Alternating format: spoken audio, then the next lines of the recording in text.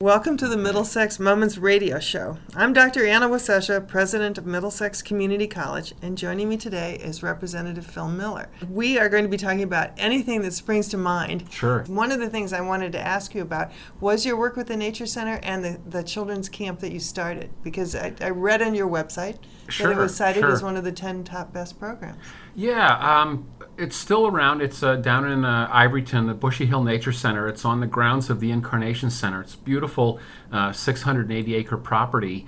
It was a camp that started in 1886. Originally, the original program there, the oldest continually run overnight camp in America, I believe. Amazing. It was originally one of those fresh air camps that would take impoverished immigrant children and their mothers from the sooty tenements of New York and send them up to the country in Connecticut for a week of fresh air every summer. Nice. And that was sort of their mission in the late 19th century. It developed into a conference center in the 70s, and then in the 80s we had, other than business, not a lot of local connections to Middlesex County.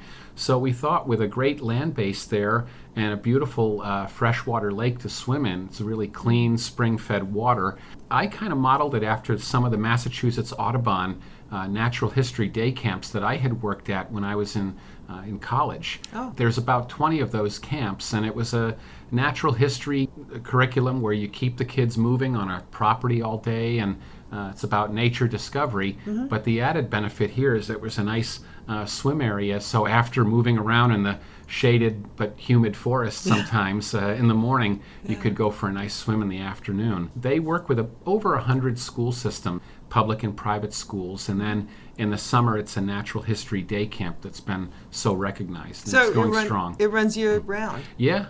And very wonderful that it's still going, right? 'Cause Yeah, it's always, and one of the things they've done since I left there in 2003 is they've built up a teen program, which is something that our whole region needs more of, because in so many towns, a lot of kids, once they get into middle school or high school, other than maybe sitting opportunities and things like that, there's not as much available, even with the park and recs, as there was when they were younger.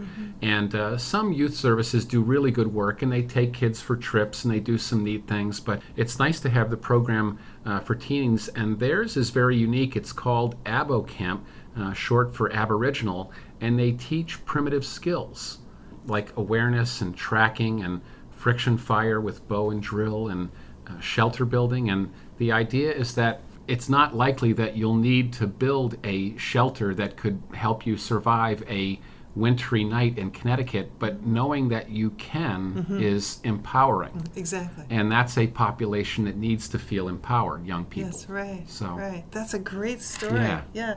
Well, we have to take a break, and we'll come back. Let's talk about the environment. So welcome back. With me today is Phil Miller. So we were going to talk a little bit about the environment because that's obviously a passion of yours. Yes. And I just sort of like your thoughts about the green economy and where it's going to go, and why should especially young people in college even feel some optimism about how they could have a place in that economy, because it seems to be slowly evolving, like too slowly. Yeah, well, it's clear that people are understanding that the fossil fuel is a finite resource, and particularly when a lot of places that we get it from are not easily gotten to, and there's a lot of wars and other issues that are going on. Or the shale oil, which has got some other issues within the Yeah, cost yeah, of extracting it. And certainly we have not put as much into research and development of alternative energies as some other industrialized countries have. Germany, which has a less of a good solar exposure than even Connecticut, is way ahead of us. And a lot of other countries are investing more heavily into new technologies. But I think we're getting the idea, and certainly there's things we can do to reduce our usage and our dependence on fossil fuels. And here in Connecticut, we have no fewer than a half dozen companies that are making fuel cells. And in fact, one of the most beautiful things of the gorgeous new high school in Middletown is that it's got a fuel cell which powers the facility 100% in the wee hours. And I believe during peak load, it powers more than 40% of the school. And that's a Connecticut-made fuel cell. So there are some good things going on. Maybe that's why they were able to be open during the power outage of the pre-Halloween freak storm. I mean, they were the local place where people Yeah. went to shower and Well, to they sleep. also have good generator system too, which is really helpful. That helps, yeah. Yeah. So yeah, it seems that's what we need to do. We do have really good resources, natural resources here in Connecticut. We have a great water resource as well, but it's also endangered by groundwater pollution in many areas. And that's one thing I'd like to see us improve on in Connecticut. In our brand new budget this year, there's actually money where the state is going to clean up 5 significant state-owned brownfields this year, where they're going to do the laborious job of removing tainted soils that have been tainted with oil or other chemicals, and they're going to bring in clean fill and then make that a clean site again. And maybe next year we'll budget enough to do 10 or 15. That still is a drop in the bucket when you have a couple thousand. Oh, really? Yeah. In fact, just in the 36th district, there are more than 24 Superfund sites. And these are typically areas where a previous generation of manufacturing was done, typically metallurgy and other things like that.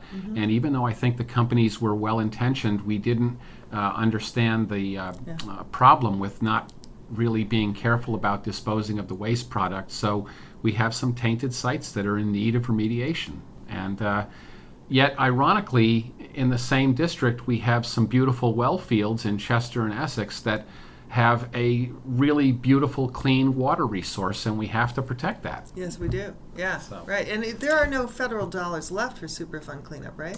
Not that I'm aware of. Yeah, so it's back to the states. Yeah. Right. Well, what do you think about the sort of solar energy issue? With Solyndra is now being so hammered in the press. Yeah, that's a little bit troubling there, where the government wanted to invest. And I guess that sort of is a question that we see on the statewide level, too. I mean, there are people on principle who feel that government should simply be hands-off and it should not invest in efforts that coordinate with the private sector, or it should not recruit private sector opportunities to the state.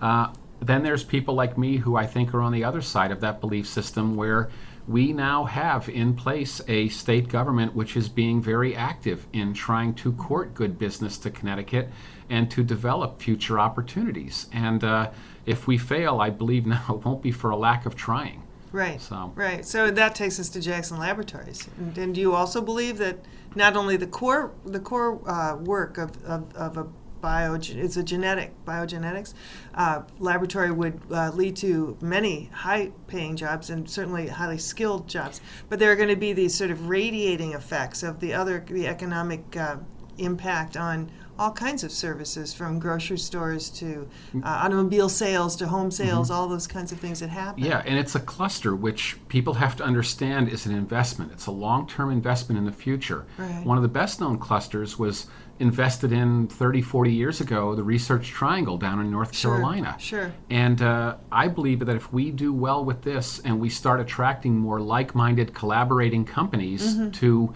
the commitment we've made to build over 50 new labs at the UConn Medical and Dental Center, that in a generation we could have our own research triangle that would go between Yale, New Haven, and Farmington, and Storrs, and all in between. So, and I'm telling young people, just last week at the Higginham Farmers Market, there were some kids who were collecting donations to try to fight cancer. And I was talking to these kids, and a couple of them said they really liked math and science. And I said, maybe, by the time you're an adult, you could find a great professional opportunity here in the bioscience world in Connecticut. And maybe you could be among the team that would find a cure for something like lupus, for example. 17,000 people in Connecticut have lupus. There's no cure. Right. We really don't know why it happens. Right. There's been no new medicine in 45 years. And if you're a woman, particularly of Asian American, African American, Jewish American, or Native American, you have a higher risk of getting it. No one knows why. So how cool would it be if we had some of our people who are young today growing up to helping find cures to things like this. Think of how that would so improve people's lives and families who are devastated by things like this. Sickle cell anemia, certain cancers that we never saw 50, 100 years ago and now that are prominent. Wouldn't it be great if we could stop those things? It would be fantastic. Yeah. Yeah. I mean, yeah. Absolutely.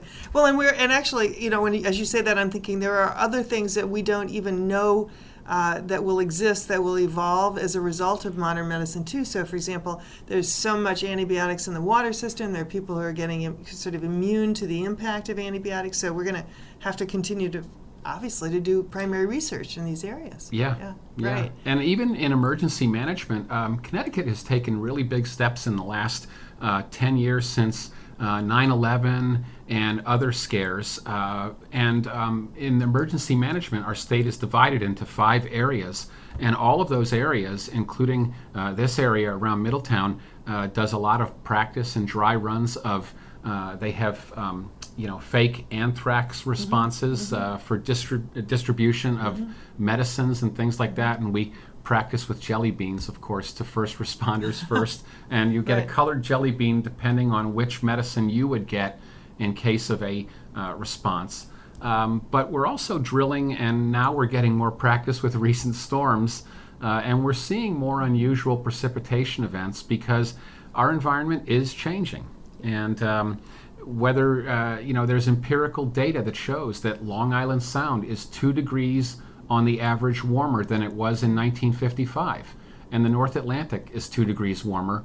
And we get our wind from the ocean, and when it's slightly warmer, it changes the patterns. So we're seeing more unusual precipitation events. So we have to get used to it. Yeah, well, I mean, even in the breadbasket of North America and Minnesota, you see different animals arriving at different times of the year, birds disappearing. You see the pine forest receding north. I mean, it's quite visible. And of course, this summer we had a native cougar or mountain lion, which was native to the entire East until like 150 years ago. That came from Minnesota. Yeah, I know. And it was killed. It was killed by a car in Connecticut. So. I know, and imagining the journey that animal made, the backyards he or she hung out in, and oh my heavens. Well, we have to take another break, which I'm sorry to say, and we will come right back and keep talking about all these great things. Yeah. Welcome back. This is the Middlesex Moments radio show, and I'm talking with Phil Miller today, and we've been talking about just everything that springs to mind, but you're on 3 committees. I was looking at your website. Sure. And I wanted to talk to you about the agriculture side of the Environment Committee. Because agriculture is very different here than what I've experienced with mega farms and monocropping, just miles and miles of corn, basically anymore. Corn and soybeans. Right. So tell me, what are the issues that come to the table as the committee reviews agriculture in Connecticut? Well, we don't have the prairies, certainly, but we do have good soils here in Connecticut. And even though the glaciers were here as recently as 16,000 years ago, where there's rivers and where there's been periodic and episodic flooding, that's traditionally where you can dig without hitting rock too well. Right, which is another element here that is completely new to me. This ledge, this idea of stones everywhere. Oh, yeah. And stone walls everywhere. Right, yep. In the Connecticut River, especially north of Middletown, there's some incredibly good agriculture, and that sustained the Native American population here before the Europeans came with the 3 sisters of corn, beans, and squash. And that's the key to our shade tobacco industry here in Connecticut. But we're seeing more and more local agriculture. In Middlesex County, we have seen a number of vibrant farmers markets spring up. We have really good farmers markets. In Chester, there's a fantastic one on Sunday mornings during the warm season, and Higginham has a great one on Friday afternoons. Old Lyme and Old Saybrook, there's going to be a new one, I think, in Ivoryton next Saturday morning. And a lot of local people are either growing gardens that they may have done when they were younger because produce is getting so expensive because it's driven by fuel costs. Right. And a lot of local people are understanding that if you buy local, you're getting the best of slow food. It doesn't take much of a journey and a fuel expenditure to get it from where it's grown to your table. obviously the salad that you get out of your backyard is the best example of that. Right, exactly. Well, but now are there any systems that support, for example, sustainable growers or that promote and help finance these farmers markets? Yeah, or the CSAs? state's getting better at that, but there is a strong group, NOFA, the organic food group, is very active, and they've been and people look for that as well. And it's interesting. I was in the health food store the other day, and one of the young attendants told me how in just a couple of years that she's been working there, she's seen a marked change in people's attitudes where people are now bringing, when they buy things in bulk, they're not using the plastic or receptacles from the store. They're bringing in their own glass jars or Tupperware, things like that. Just small things like that. And I know that this morning I got together a grower from Higganum with a woman in Deep River who's a merchant who prefers to use whole foods when she cooks. Now, you have a choice. You can go to a chain store where there's a 4-foot poster of a breakfast sandwich for $2.79, and if you don't mind something that was made 8 months ago in Oklahoma City and trucked overland and frozen for 8 months and now thawed and microwaved, and if you're okay with that for $2.79, fine, but you can go a block away to where you can get something real with locally grown arugula in it or sausage that's locally grown, and you're not going to get it for $2.79, but it's whole good food. Right, and it's kind of know your farmer, know your food. Because you're also on the health committee, and I was reading that food security, food safety is a piece of that. And it's huge. Honestly, every week at least you open the newspaper, and there's been another enormous recall and some terrible scandal about the way that the animals are treated in the feedlots or the way that the food was. We're in the middle, and Michelle Obama has certainly helped us. We're in the middle of a revolution about thinking about our food. And that takes me back to agriculture because, community colleges used to be a place where you would actually study agriculture, even four-year colleges and universities. Yeah. But those programs are kind of waning as we move to industrial agriculture. But now I hope there's going to be a renaissance in thinking about our food. I think there's a niche for that. And plus, I was talking to another representative, Jim Crawford from Westbrook, who's a retired high school teacher and a terrific representative. And he is feeling that this is a niche that the community colleges in Connecticut could start to take up. The agriculture and other trades that, because the college preparatory model that we've been so into for so long doesn't serve every young person well, obviously. And so we're finding that the community colleges have a great resource for us, not only for remediative purposes, but certainly to get a niche there. And where we have a high-achieving higher education system here in Connecticut, it's one of the things we actually do well here in Connecticut. I think there's a good opportunity here. Actually, I sometimes think of some of these programs, like let's say, for example, a program in sustainable landscaping or sustainable food production, as the new form of graduate school, in a way. Yeah. I mean, you can earn your undergraduate degree and study all kinds of things that will broaden your life and make it richer. I love the nation of Bhutan because they have a happiness quotient, and they want to know how happy their society is, and that's important. That's part of their consumer price index.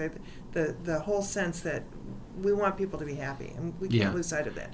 However, we also all need to put food on the table and keep a roof over our heads. And some of these 1- and 2-year programs, diplomas, certificates, even degrees at the 2-year school, are vocational training and can help people, have an entree into careers that they wouldn't otherwise be able to get into because they lack the technical skills or the understanding. But then they can bring with them, this rich background in what we think of as general education, but I think is education for civilization, and we can't let that go either. So, absolutely. Yeah. Basically, we just need more education, better education all the time. Yeah. But there's so many good things out there on the horizon. Yesterday, I got sent a YouTube video about a group of social entrepreneurs that started in New York City and now have spread all over the world, and they're promoting window farms. These series of recycled 2-liter bottles that what it looks like that hang in a southern exposure window, and they have tubes connecting them, and in these bottles grow different types of plants. and at the bottom is a pump which periodically pumps the liquid soil solution to the top, and then it drips down from one to another that are vertically aligned on the window. And they've found that by experimenting with the growth medium, and it grows genetically appropriate, good yields. Yeah. And they find things like one entrepreneur found that by adjusting the soil medium, they could get strawberries to fruit for 8 months a year. Right. And Right. they grow squashes and cucumbers and basil and other things. And at first it was like a salad a week from one window, and now it's much greater than that. I'll give you my email address. Maybe you can forward me the Sure, link. it's pretty neat. I would love to see that. Yeah. Back in Minnesota, there were a lot of people who were experimenting with greenhouses that would run all year round, right? So Yeah. in the winter, Yeah. and took virtually almost no input in terms of heat. And you'd have a propane heater for when it was 30 below. Right. But the rest of the time, And use the snow for insulation too, right? Yeah.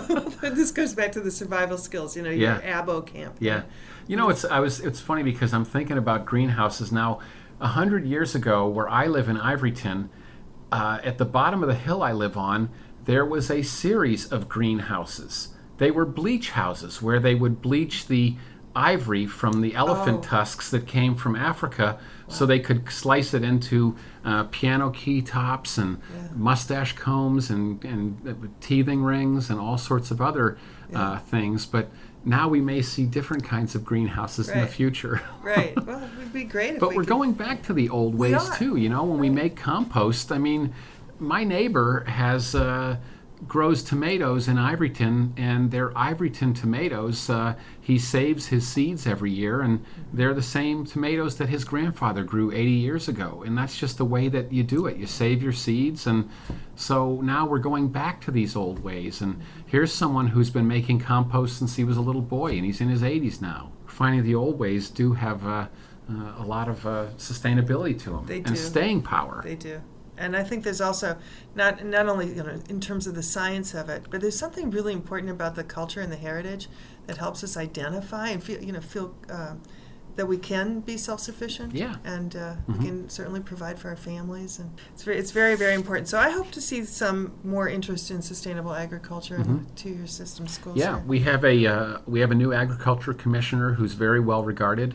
And I think we're looking at a lot of progressive things in agriculture. Good. And there are some areas of the state, like the northeastern part, which have really, really struggled to keep the family farms intact. And there's a lot of emphasis on that right now. And there's a bunch of legislators who are foremost in that effort right now to keep the family farms and all the dairy farms together. And so with some good marketing and good education going out, people know to value buying local.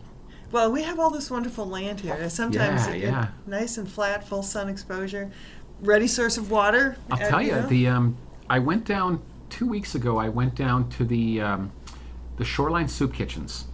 Is 11 towns down in the lower part of and they have a garden behind the Episcopal Church in Old Saybrook, Grace Episcopal Church, and this garden has rows that are a good 25 feet long. They're about 3 feet wide.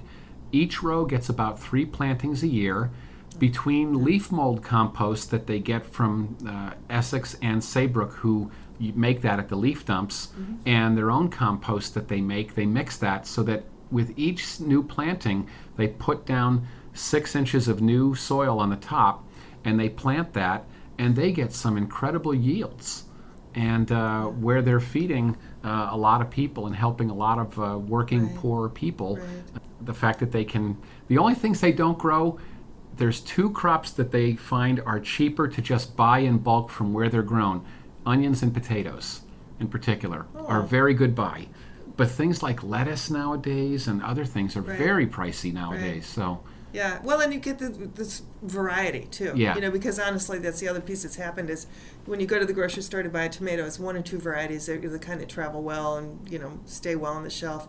And if you know heirloom tomatoes, they're I grow these great Brandywines Yes. that are purple Yeah. and they're lumpy and they're Yeah. so ugly that they're beautiful. I know. And And they but taste they're like real tomatoes. but they're Yeah. great. Yeah. Yeah, I know. So- Well, this has been terrific to talk about all these Mike, things. yeah, I hope thanks. we get another chance Sure, to do it. sure. So Yep. thanks so much for My coming pleasure. here. As I've said repeatedly, Phil has got a website, so if you want to know more about what he's doing for you in the House of Representatives, you can always check that out.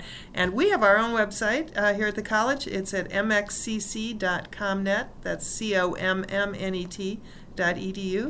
I'm Anna Wasesha, president of Middlesex Community College, wishing you a very good day.